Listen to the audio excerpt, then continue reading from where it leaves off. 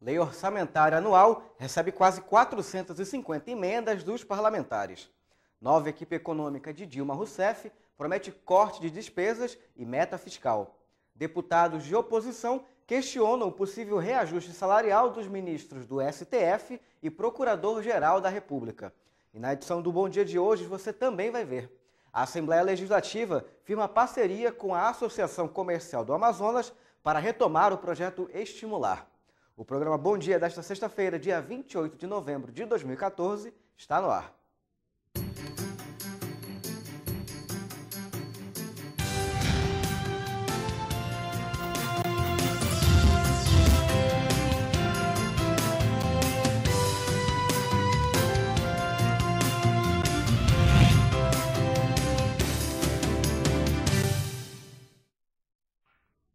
Olá, bom dia para você que acompanha a programação da TV Assembleia. Encerrou ontem o prazo para os deputados estaduais apresentarem as emendas à Lei Orçamentária Anual do Amazonas. De acordo com o relator da LOA, o deputado Adjunto Afonso, 450 propostas de emendas foram apresentadas pelos colegas de parlamento. Os deputados estaduais da Assembleia Legislativa tiveram até esta quinta-feira, dia 27, para apresentar emendas à Lei Orçamentária Anual de 2015 do Estado. De acordo com o relator da matéria, deputado Adjunto Afonso, foram apresentadas 450 propostas. Mais ou menos em torno de 400 emendas. Nunca se apresentou tanta emenda. Muitas delas certamente já estão contempladas no orçamento, no projeto original do governo, e aquelas que forem possíveis aproveitar, serão aproveitadas. Aquelas que já constarem no projeto executivo, certamente serão rejeitadas. Os deputados que mais apresentaram propostas foram Sinésio Campos, com 378 emendas, José Ricardo, com 47 e Marcelo Ramos, com 12. Mas, além de propostas individuais, foram entregues emendas elaboradas coletivamente. Entre as proposituras do líder do PT, José Ricardo, encontra-se a destinação de recursos para a criação do Auxílio Transporte e Auxílio Educação aos professores da rede pública de ensino e ainda a construção do Hospital do Idoso e para pacientes renais em Manaus. Já o deputado Chico Preto apresentou uma emenda para reduzir de 40% para 20% o uso de rubricas orçamentárias pelo governo do estado, ou seja, para diminuir o remanejamento de recursos sem aviso prévio à ALEAM. A partir de hoje, o deputado Adjunto Afonso tem mais 15 dias para analisar as emendas apresentadas pelos parlamentares e entregar a lei orçamentária pronta para votação. A previsão é que até o dia 10 de dezembro a LOA seja votada no plenário Rui Araújo. Palácio do Planalto anuncia nome dos primeiros ministros que vão compor a nova equipe econômica do segundo mandato da presidente Dilma Rousseff. Joaquim Levy é o novo ministro da Fazenda. Nelson Barbosa, do Planejamento, e Alexandre Tombini permanece à frente do Banco Central. Desde a reeleição de Dilma Rousseff, o mercado criou expectativas em relação aos novos integrantes da equipe econômica do segundo mandato da presidente. Nesta quinta-feira, o Palácio do Planalto anunciou por meio de nota os nomes de Joaquim Levy para assumir o Ministério da Fazenda e Nelson Barbosa para o Ministério do Planejamento. Além dos dois novos ministros, Dilma manteve Alexandre Tombini à frente do Banco Central, cargo que possui status de ministro. De acordo com a nota divulgada pelo Planalto, os atuais ministros da Fazenda, Guido Mantega, e do Planejamento, Miriam Belchior, permanecerão em seus postos durante um período de transição, até que se conclua a formação das novas equipes que comporão as duas pastas. O economista e engenheiro Joaquim Levy atuou nos governos de Fernando Henrique Cardoso como secretário adjunto de Política Econômica do Ministério da Fazenda e economista-chefe do Ministério do Planejamento. Trabalhou também com Luiz Inácio Lula da Silva como secretário do Tesouro Nacional e junto ao ex-governador do Rio de Janeiro, Sérgio Cabral, como secretário da Fazenda. Já o economista Nelson Barbosa é professor da Faculdade de Economia da Fundação Getúlio Vargas e da Universidade Federal do Rio de Janeiro. No primeiro mandato de Dilma, foi secretário executivo do Ministério da Fazenda. No governo Lula, exerceu os cargos de secretário de Acompanhamento Econômico e secretário de Política Econômica do Ministério da Fazenda.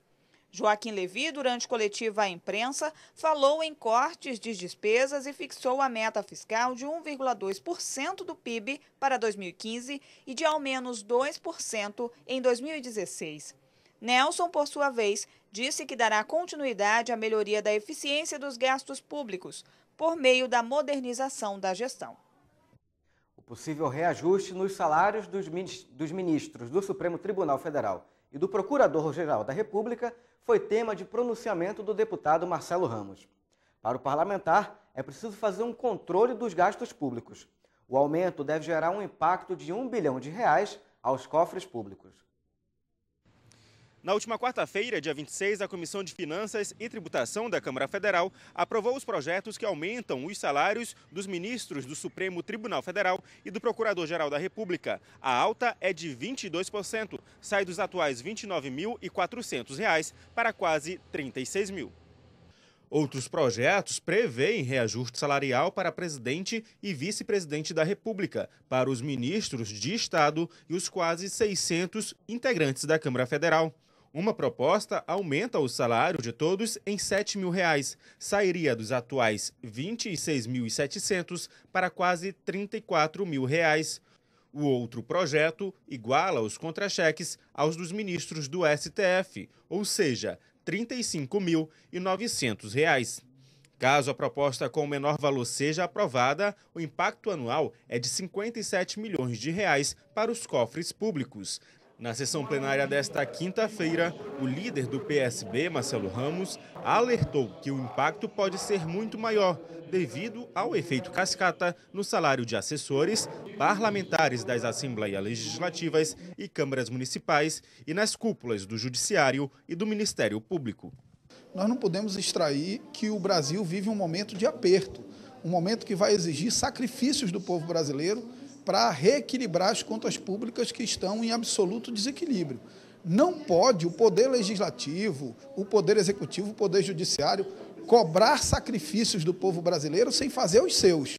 Então, não é momento para discussão de reajuste salarial de parlamentar, de juiz ou de secretário de Estado. O parlamentar lembrou que o Supremo Tribunal Federal criou o auxílio moradia para juízes e o Ministério Público também foi no mesmo caminho para beneficiar os promotores do Estado. Marcelo Ramos destacou que o Procurador-Geral de Justiça do Amazonas, Fábio Monteiro, esteve na Assembleia Legislativa e esclareceu que o auxílio seria uma espécie de pagamento compensatório. O doutor Fábio Monteiro disse sem tergiversar: esse auxílio moradia é uma forma de compensar a negativa do governo federal em dar o reajuste para o Poder Judiciário e Ministério Público. Agora o governo federal deu o reajuste. Portanto, esse auxílio moradia deixa de ter justificativa para existir. O objetivo seria tentar compensar perdas salariais e melhorar a questão da renda dos promotores. E essa foi a pergunta que nós fizemos, exatamente. Então, quando vier o aumento, esse aumento aprovado a nível nacional, vai ser retirado o auxílio moradia ou vai permanecer? E eu queria apenas, deputado Marcelo Ramos, poder contribuir, só lembrando que, de certa forma, a sociedade já está sendo sacrificada, tá certo? De forma prática, no período pós-eleitoral, com o reajuste das tarifas públicas. Sim, certamente. Tá certo? Tem que ser reajustado? Tem, mas vamos jogar com clareza. A coisa que me incomoda, deputado Marcelo Ramos, na vida pública, especialmente na política, é essa mudança de postura de acordo com o momento. Até a eleição eu tenho um discurso, depois da eleição eu esqueço o que falei no período de campanha e aí começa tudo do zero. O projeto, que aumenta o salário dos ministros e do Procurador-Geral da República, também já foi aprovado pela Comissão de Trabalho, de Administração e Serviço Público. Agora segue para a Comissão de Constituição e Justiça e de Cidadania da Câmara, para depois ser votado pelo plenário. O deputado pelo PMDB, Marcos Rota, fará uma viagem terrestre a Porto Velho para conhecer as condições de trafegabilidade da BR-319. O parlamentar firmou o compromisso de levar a discussão ao Congresso Nacional. A BR-319 faz a ligação de Manaus e Porto Velho, em Rondônia. Porém, o percurso que deveria ser utilizado para transportar produtos e pessoas está em obras e com alguns trechos de pavimentação suspensa por falta de autorização dos órgãos ambientais. O PMDBista Marcos Rota informou que iniciará uma viagem pela estrada para conhecer as principais dificuldades de deslocamento e necessidades de pessoas que residem próximo à localidade. Hoje, para que eu possa ter um conhecimento de causa aprofundado a respeito desta situação, embarco para uma viagem terrestre até a cidade de Porto Velho. Vou percorrer os 800 quilômetros que ligam Manaus até a cidade de Porto Velho, no estado de Rondônia, para que eu possa não apenas conhecer em loco os problemas enfrentados por esta rodovia federal, mas principalmente para ouvir aqueles que ali habitam. Em a parte, diversos parlamentares apoiaram a iniciativa de Marcos Rota. Que Vossa Excelência certamente será a voz de todos nós, não apenas de nós desse parlamento, mas a voz de todos nós amazônicos, especialmente amazonenses e manauara, na defesa desse importante meio de comunicação terrestre entre o estado de Rondônia e o estado do Amazonas, que é a BR-319. Digo a Vossa Excelência que eu digo, se existe uma vergonha para a nação, a BR-319 pode ser carimbada como vergonha da nação. Um estado do tamanho do nosso, com o polo eletroeletrônico mais desenvolvido da América Latina e uma estrada de 800 quilômetros, Porto Velho, Manaus, Manaus-Porto Velho, a gente não conseguir fazer. E já vai para Brasília levando uma experiência das viagens que fez ao interior, tratando de assuntos ligados à telefonia, como presidente da Defesa do Consumidor desta casa, a experiência de ter viajado por vários municípios na eleição passada, e agora mais uma experiência que Vossa Excelência vai fazer hoje, e eu espero em Deus que dê tudo certo, que você vá e volte em paz, mas uma experiência nova, conhecendo aquilo que você vai lutar. Rota se comprometeu em levar o tema à discussão no Congresso Nacional no próximo ano, quando começará o mandato de deputado federal. De um assunto que eu, sinceramente, pretendo discutir de uma forma muito intensa dentro da Câmara dos Deputados.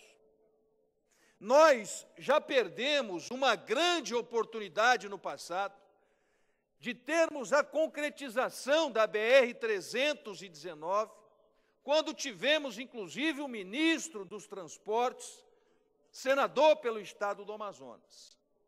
Agora, nós precisamos, mais do que nunca, primeiro, buscar os esforços da classe política, da classe empresarial, da sociedade amazonense, de uma maneira mais intensa, mais firme, mais célere e, acima de tudo, mais presencial.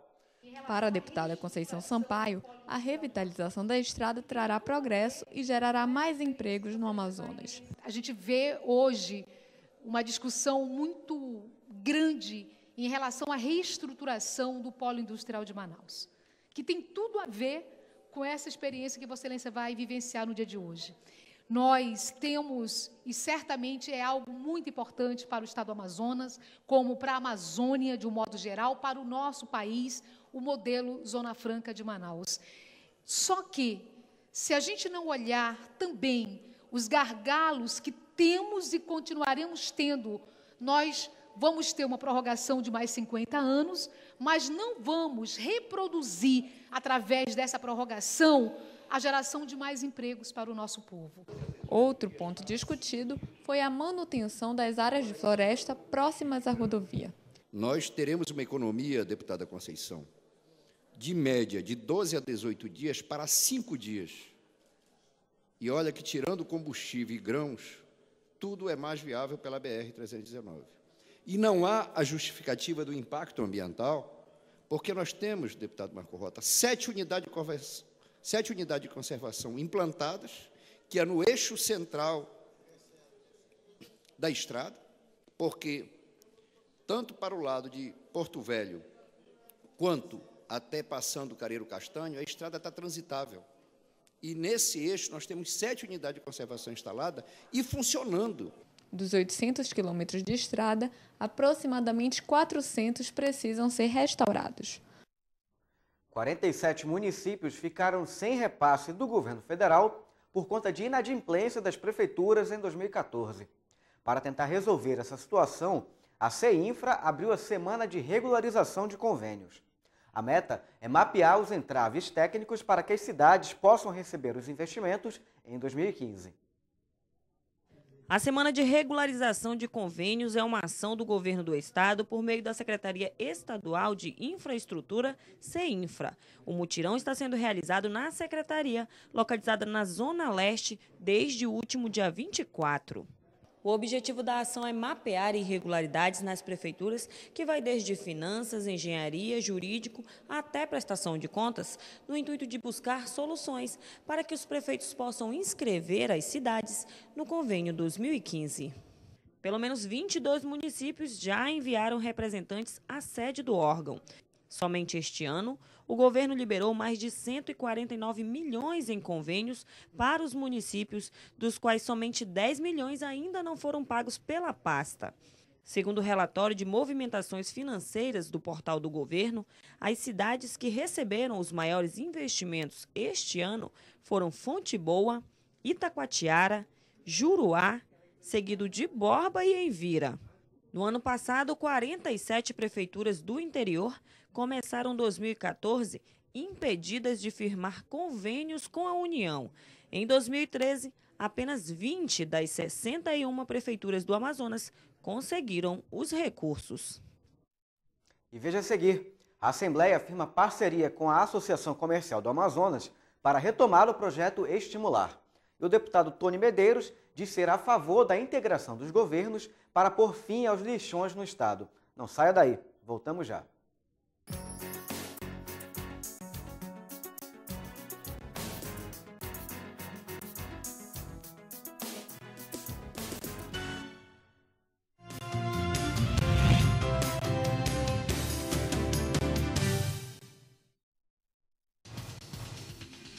Quer saber mais sobre o que está acontecendo na Assembleia Legislativa?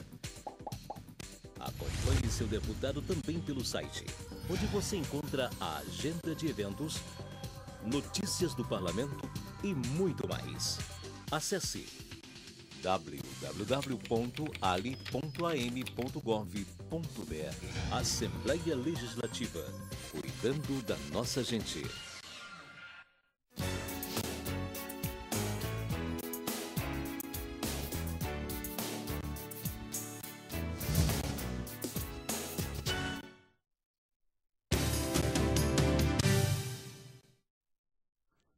Estamos de volta com o programa Bom Dia.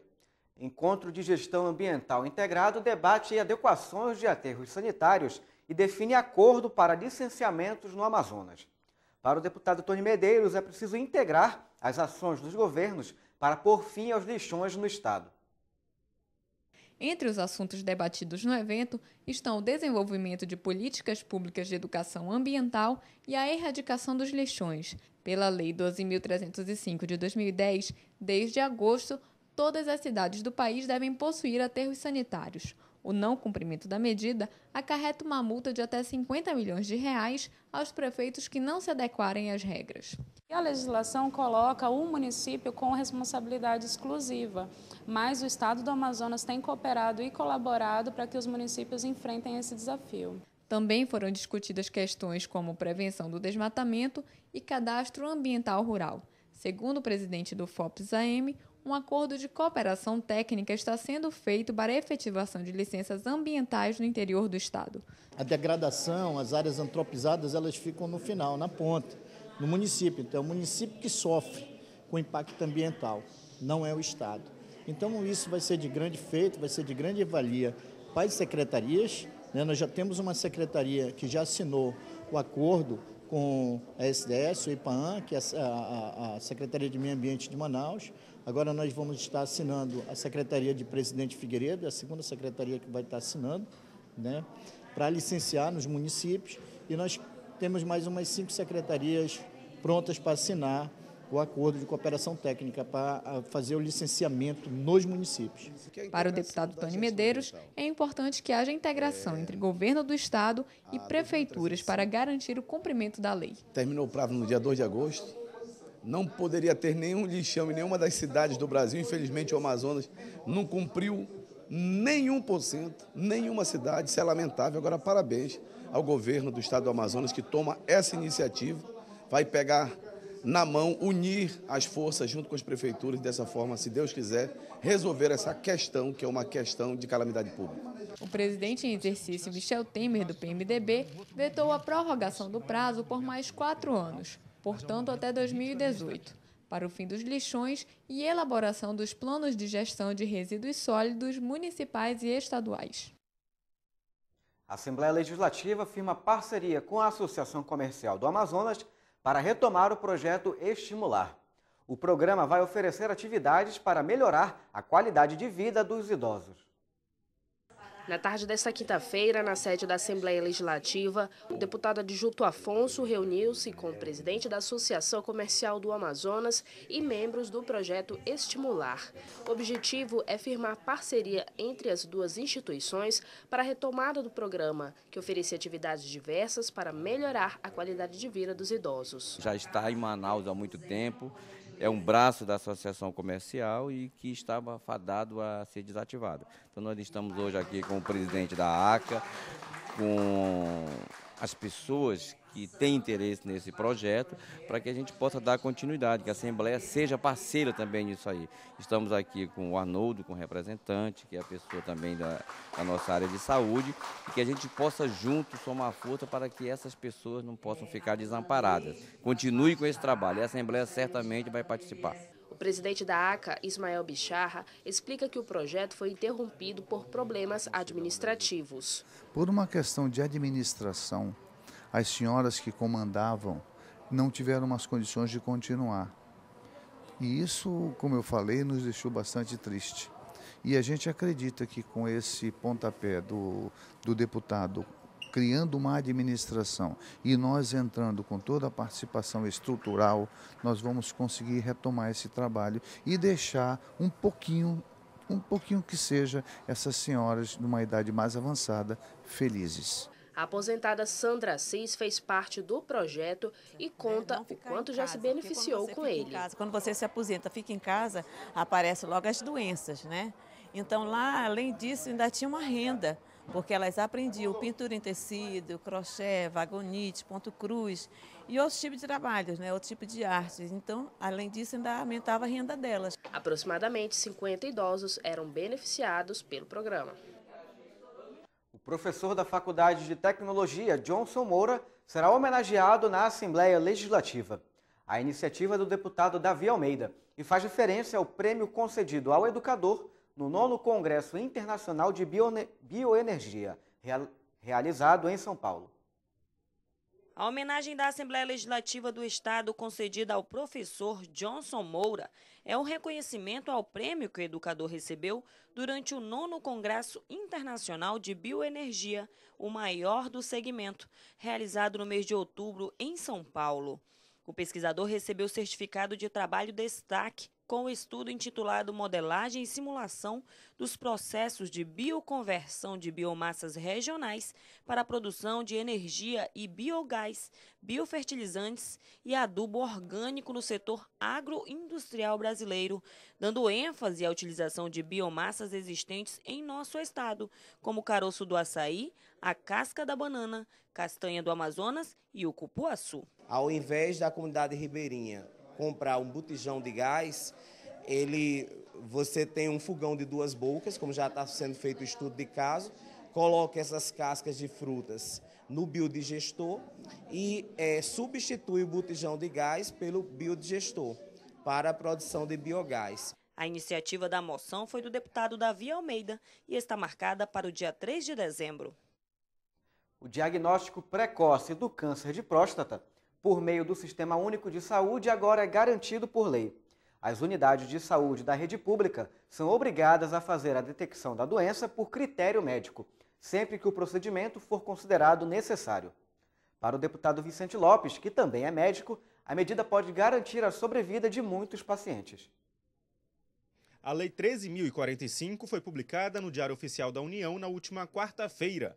Ela prevê a sensibilização de profissionais da saúde por meio de capacitação e da reciclagem em relação aos novos avanços dos campos de prevenção e de diagnóstico precoce do câncer de próstata por meio da rede pública. O diretor de saúde da Assembleia Legislativa ressalta a importância de uma detecção precoce. Na medicina, tudo aquilo que a gente consegue diagnosticar na fase inicial, a probabilidade de cura é muito alta. E o câncer não é diferente, principalmente o câncer de próstata.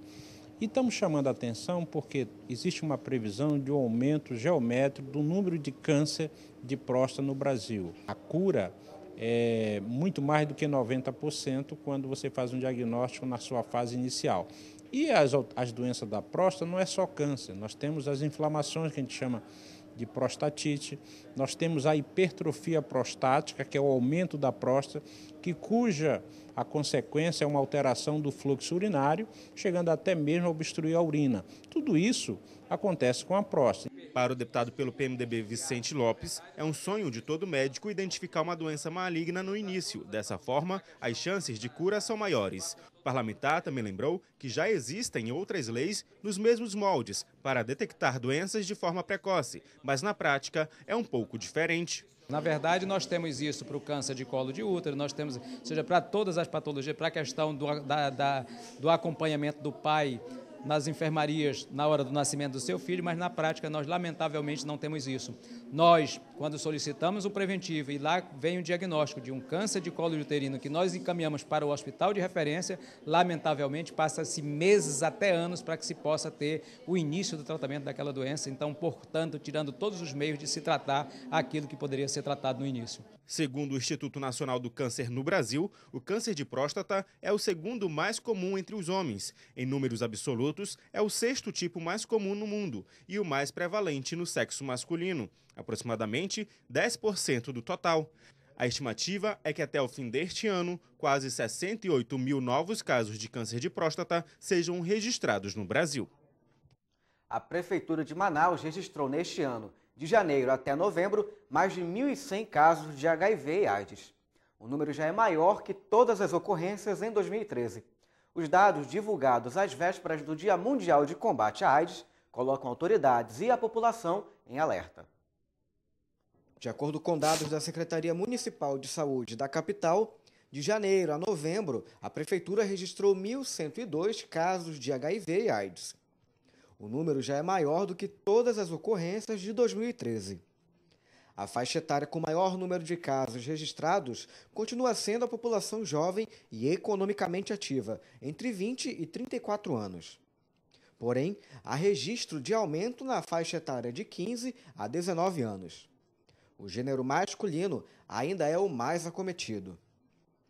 Para o deputado Vicente Lopes, o Brasil carece de mais campanhas publicitárias para a conscientização da população. Tivemos no início uma participação maciça dos governos federais, estaduais e municipais no que diz respeito a campanhas, especialmente campanhas publicitárias de conscientização da população, principalmente a população mais jovem, aquela população chamada grupos de risco, no sentido de conhecimento da doença e dos meios de prevenção.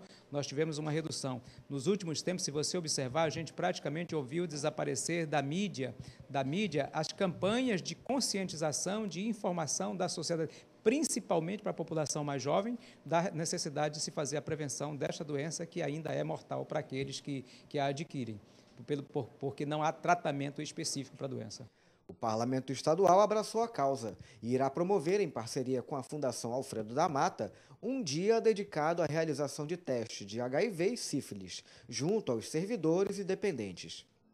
O diretor de saúde da Casa, Dr. Arnoldo Andrade, comentou sobre a iniciativa da Assembleia Legislativa.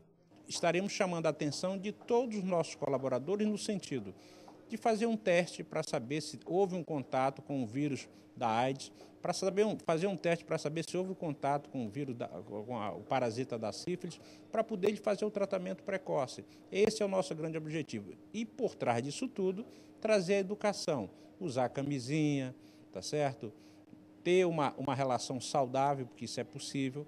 A campanha em prol do Dia Mundial de Combate à AIDS acontece na segunda-feira, dia 1º de dezembro, no Centro Médico Dr. Luiz Carlos Avelino.